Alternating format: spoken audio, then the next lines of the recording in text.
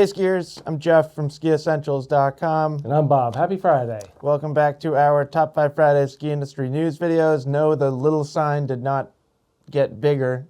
We just moved the signs around. There were a couple of comments last week that we could maybe clean up the studio set for Top 5 Fridays, and yeah, we listen. Yeah. I like comments. Yeah. Feedback is great. I like feedback. Yep. Somebody also mentioned that the audio wasn't super crisp last week, and no, it wasn't, and that was super frustrating for me, and I'm hoping that it's better literally right now. Only time will tell. Yep. But no, seriously, appreciate any time that you guys leave us feedback or want to see something different, so let us know. Is this super annoying and distracting, or is this cool? It's weird. It catches my eye. I was going to say, at least now we have a fewer SkiEssentials logos, because there were 3, except now you my have hat. which I'm just noticing. Should really get the little sign and just put it up here too. Anyways, so yeah, thank you for that. We did that bargain basement video earlier this week. That was really fun to put together. Bob, I'll give it to you just based on the comments that I've read. It seems like everyone voted for your side. Not everyone. People that voted for your side seem to have very specific either singles or 3 sets of 3 that they really liked. I don't know. I just know there was a comment that was Bob's side wins, and there were 11 or 12 likes on that comment. Well, I put a like and a heart on that comment. So. Did you go home and log into other Google accounts and just keep hitting to mess with me? I'm padding my stats. I don't believe you. You don't have that many Google Nope. accounts. Anyway, so that was really fun. There are some really, really good deals to be had on the site. Last time I checked, there was still that Reliance 102 Ti and a 172 with an attack for $380. Yeah, that's a good... It could be gone already. Right. No guarantees, but yeah, last time I checked. Yeah. And there's other stuff like that too. If you dig through the site, you may find something even better than what we highlighted in that video. And then just a reminder that not just skis are on sale. We've been highlighting a lot of skis lately, but pretty significant discounts on outerwear and accessories, helmets, goggles, stuff like that.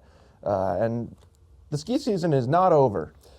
Correct. There's been a lot of rumbling or grumbling, whichever, here in New England that the ski season is over, but far from it. Yeah, we're all prisoners of the moment.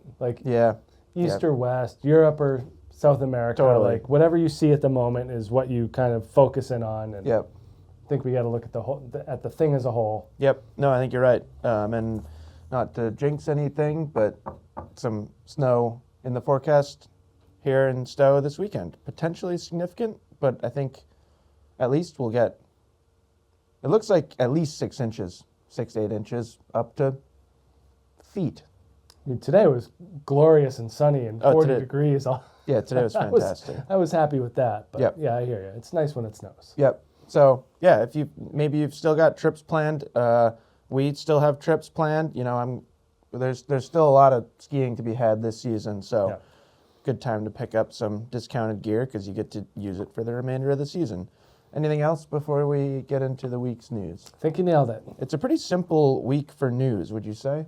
That's what it looked like to me, yeah. Yeah, so first we've got our FIS Alpine World Cup recaps. The women were in Norway for downhill and 2 Super G. The downhill was unfortunately canceled. Lauren Makuga just continues to have a stellar season. In the first Super G, she was 7th. That was her 4th time setting a career best this season. Sounds like my ski bum trajectory. Yeah, sure. Yeah, every race you do a little better. Isabella Wright in that race was 18th. In the second Super G, Bob, Lauren Makuga was 5th. Do you know what that is? That was her 5th time setting her personal best for the season. So I just think that's really, really cool. And yeah, huge congratulations to Laura. That is awesome. Being top 10 in a World Cup ski race. Yep. That is an accomplishment you can put on your resume proudly.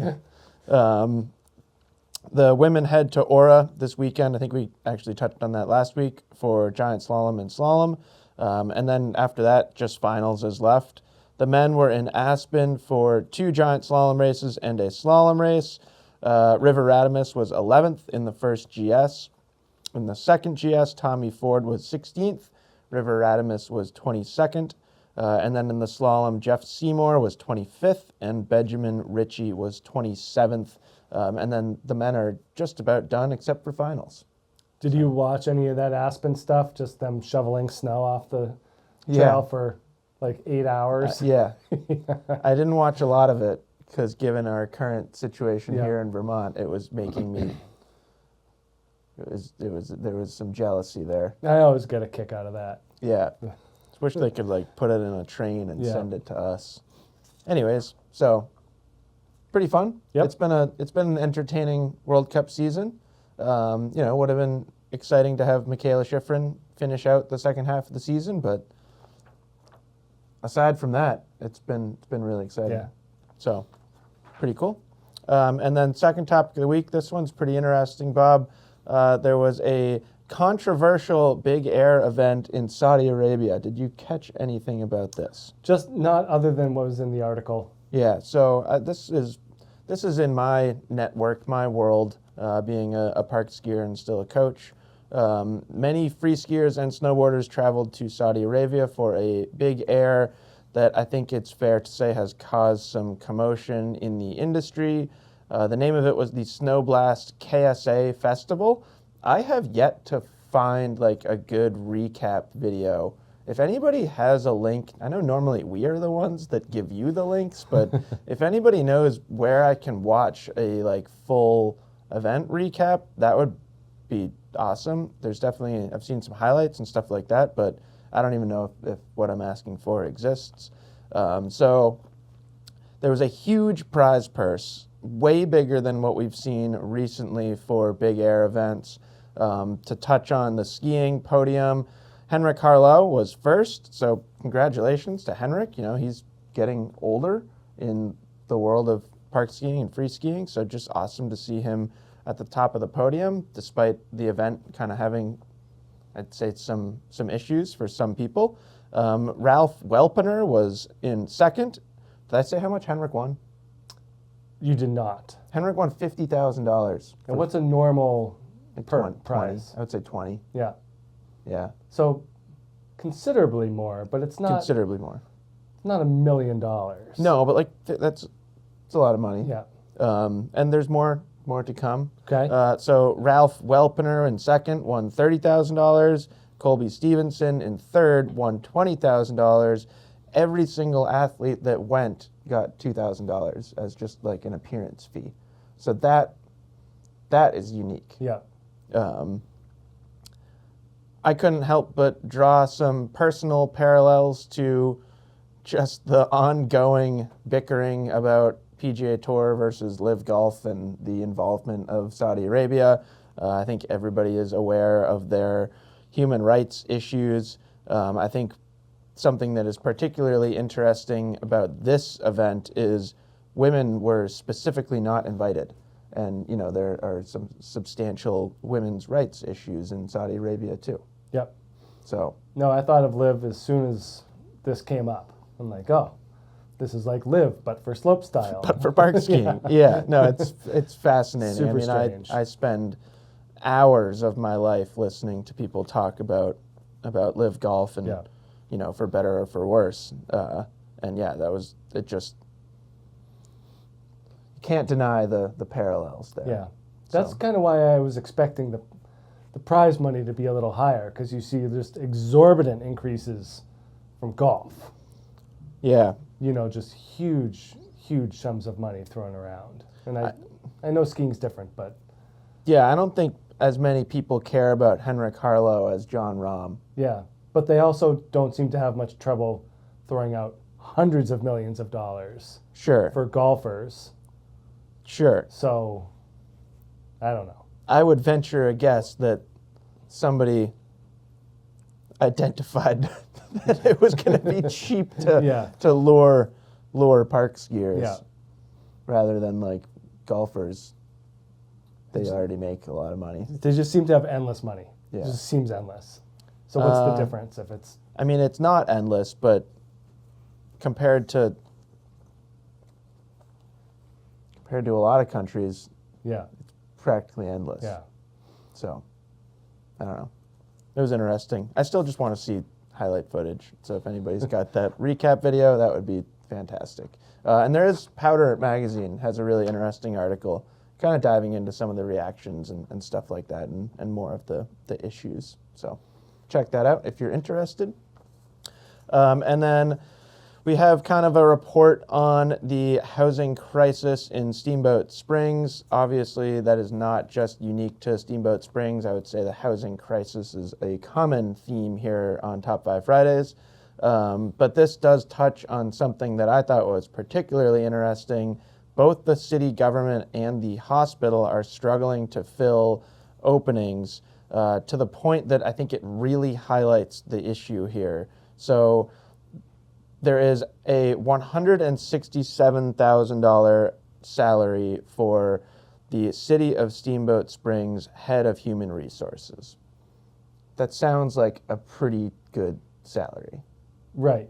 For like a nice town like Steamboat. Yep. They had two really good candidates Yeah. that both turned down the position and both cited their inability to find affordable housing. Yeah. And I feel like when we use the term affordable housing, people think of like low-income individuals.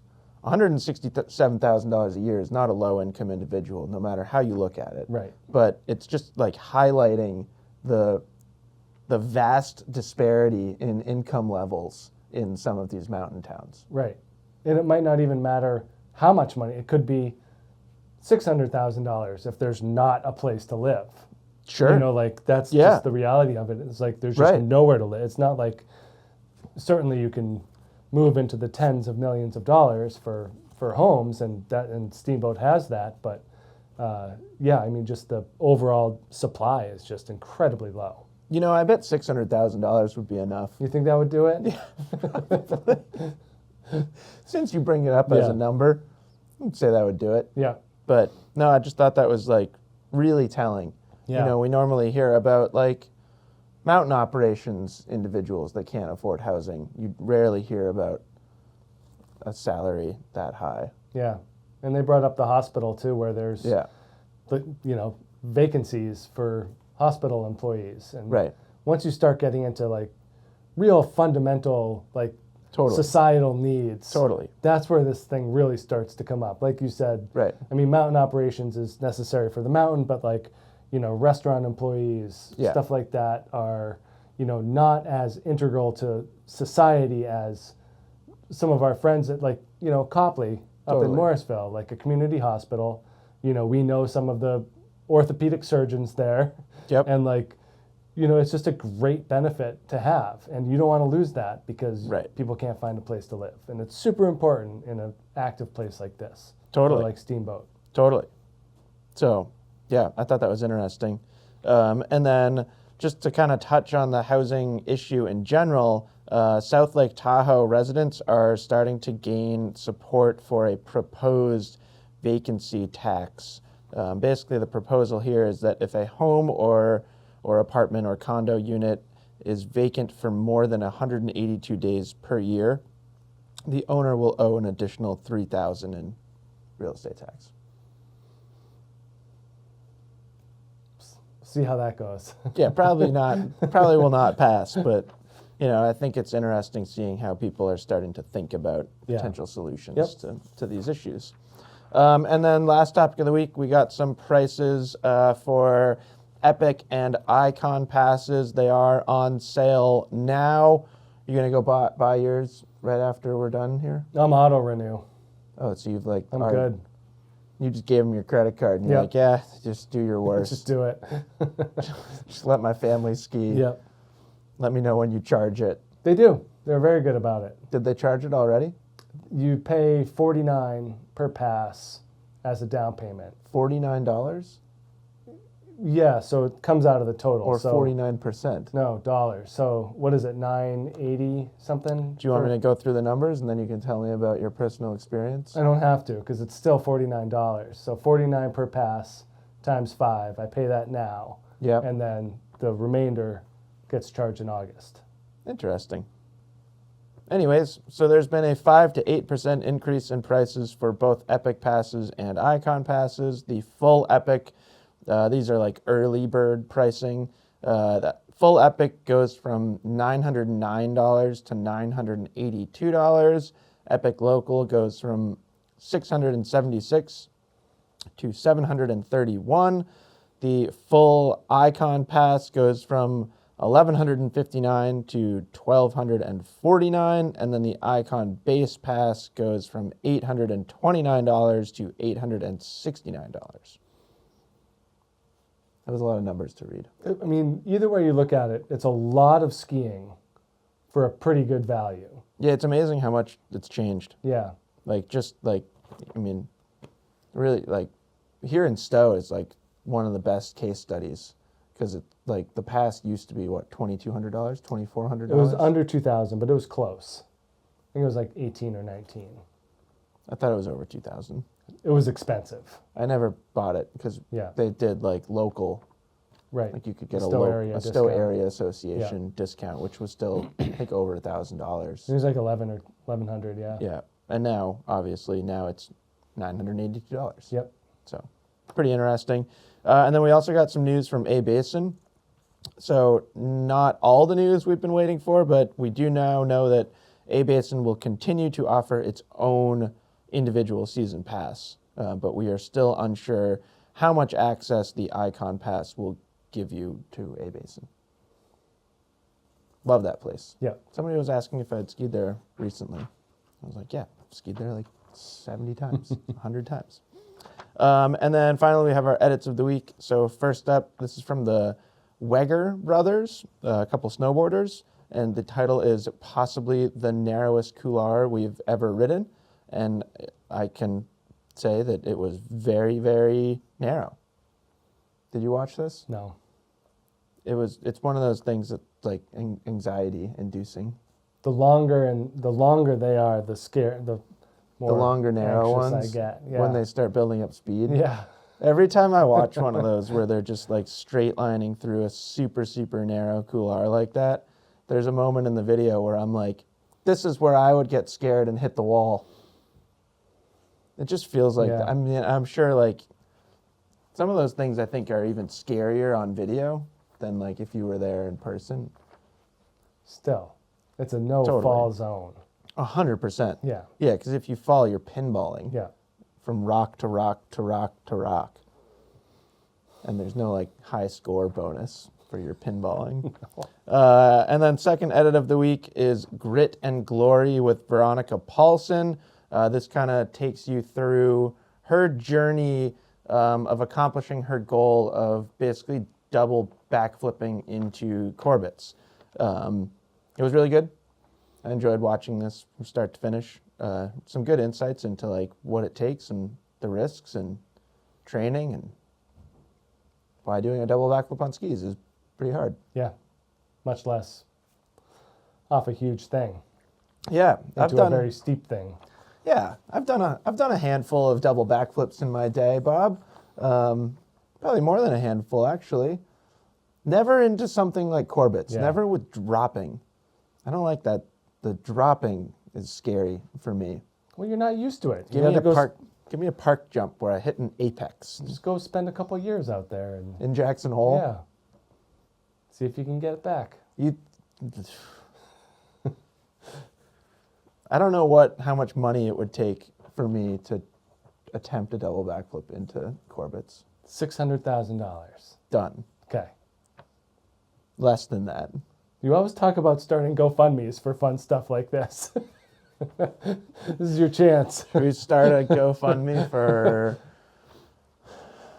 I don't know, $200,000, and I'll move to Jackson Hole and with the goal of doing a double backflip into Corbett's. I mean, you better watch what you say. By the time I'm 40. I mean, I'd be the one that has to set up the GoFundMe, or you think somebody else is going to set it up for me? There's a lot of resourceful people with not a lot of time on their hands out there. I mean, the real problem here is I don't want to move. Yeah. I bought a house recently, like getting married, kind of settling down into my spot in Hyde Park, Vermont, and that'd be quite a page turn. It'd really be like disrupting my lifestyle. Yeah. Honestly, the double backflip probably would be like easier than the moving and stuff like that. How do I get my car out there?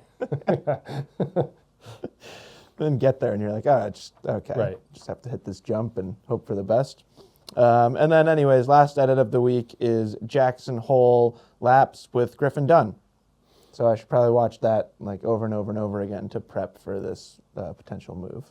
I always like seeing people that are very familiar kind of with the terrain out there and they know every turn. Yeah. Really cool. Yeah. It's just like you here in Stowe. I know. You know all the turns. My eyes closed. Yeah. You've shown me lots of turns. My favorite bob location at Stowe is still the turn under the rock on Bypass. Because I skied here for a long time and I never really knew how cool that was. I mean, I only found that like 4 years ago. Oh, really? Yeah. All right, well, that makes me feel better. I skied here for like 21 years and never found it. So. Are you upset that I showed some of the kids that I coach? No. I feel like it's a generational thing. We need to pass it on to deserving younger skiers. Yeah, and I'm not stingy about my spots. Everything's there for everyone. They're not going to go over there anyways. Right. It's on the wrong side of the mountain. They can't get back to the park. They're not going over there. So anyways, that's it for this week's Top 5 Fridays. Hope everyone has a fantastic weekend, and we will talk to you next week. Bye.